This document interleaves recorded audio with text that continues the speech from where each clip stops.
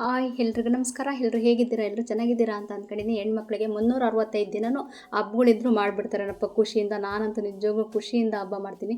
ಎಷ್ಟು ಸಾಧ್ಯವೋ ಅಷ್ಟು, ಯಾವ ಥರ ಇಷ್ಟ ಆಗುತ್ತೋ ಆ ಥರ ಅದರಲ್ಲಿ ಮಾಡ್ತೀನಿ. ಇದೇ ಥರ ಮಾಡಬೇಕು, ಅದೇ ಥರ ಮಾಡಬೇಕು ಅಂತ ಯಾವುದೇ ಪದ್ಧತಿ ಇಲ್ಲ ನನ್ನ ಹತ್ರ. ನಾನು ನಿನ್ನೆಯಿಂದ ಬಂದಿರೋದ್ರಿಂದ ನನಗೆ ಕೆಲಸ ಸ್ವಲ್ಪ ಜಾಸ್ತಿನೇ ಆಗ್ತಾಯಿದೆ ಇವತ್ತು. ಆದ್ರೂ ಹಬ್ಬ ಮಾಡಲೇಬೇಕು ಅಂತ ಲೇಟ್ ಆದರೂ ಚಿಂತಿಲ್ಲ, ಲೇಟೆಸ್ಟಾಗಿ ಹಬ್ಬ ಮಾಡೋಣ ಅಂತ ಮಾಡ್ತಾಯಿದ್ದೀನಿ. ಈ ಹಬ್ಬಕ್ಕೆ ಸಿಂಪಲ್ಲಾಗಿ ಪಾನಕ ಕೋಸಂಬರಿ ನೈವೇದ್ಯಕ್ಕೆ ಇಡೋದಲ್ಲ ಅಂತ ನಾನು ಪಾನಕ ಕೋಸಂಬರಿ ಮಾಡ್ತಾಯಿದ್ದೀನಿ.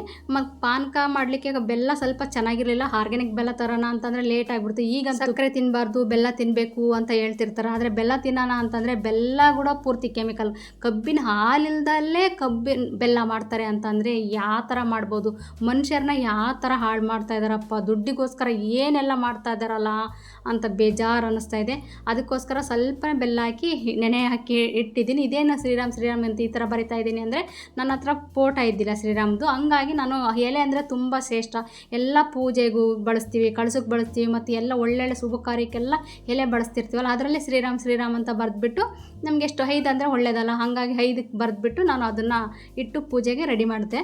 ಮತ್ತು ಇದನ್ನು ಸ್ವಲ್ಪನೇ ಬೆಲ್ಲ ಹಾಕಿರೋದ್ರಿಂದ ಶಾಸ್ತ್ರಕ್ಕೆ ಈ ಥರ ಪಾನಕ ಮಾಡಿದ್ರೆ ಚೆನ್ನಾಗಿರುತ್ತೆ ಅಂತ ಮಸ್ಕ್ ಮೆಲನ್ ಇರುತ್ತಲ್ಲ ಅದನ್ನು ಜ್ಯೂಸ್ ಮಾಡಿಬಿಟ್ಟು ಅದಕ್ಕೆ ಸ್ವಲ್ಪ ಮೇಲೆ ಹಚ್ಚಾಕ್ಬಿಟ್ಟು ಪಾನಕ ರೆಡಿ ಮಾಡಿದೆ. ಚೆನ್ನಾಗಿತ್ತು, ಒಂಥರ ಟೇಸ್ಟ್ ಇತ್ತು, ಚೆನ್ನಾಗಿತ್ತು.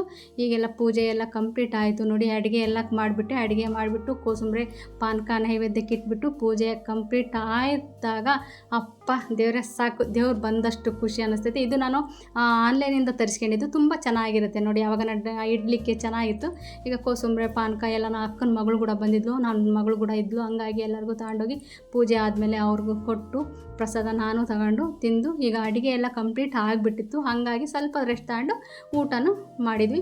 ಇವತ್ತಿನ ನಂದು ಈ ವಿಡಿಯೋ ನಿಮಗೇನಾದರೂ ಇಷ್ಟ ಆಯಿತು ಅಂದರೆ ಲೈಕ್ ಮಾಡಿ, ಸಬ್ಸ್ಕ್ರೈಬ್ ಮಾಡಿ, ಸಪೋರ್ಟ್ ಮಾಡೋದನ್ನು ಮಾತ್ರ ಮರಿಬೇಡಿ. Thank you for watching.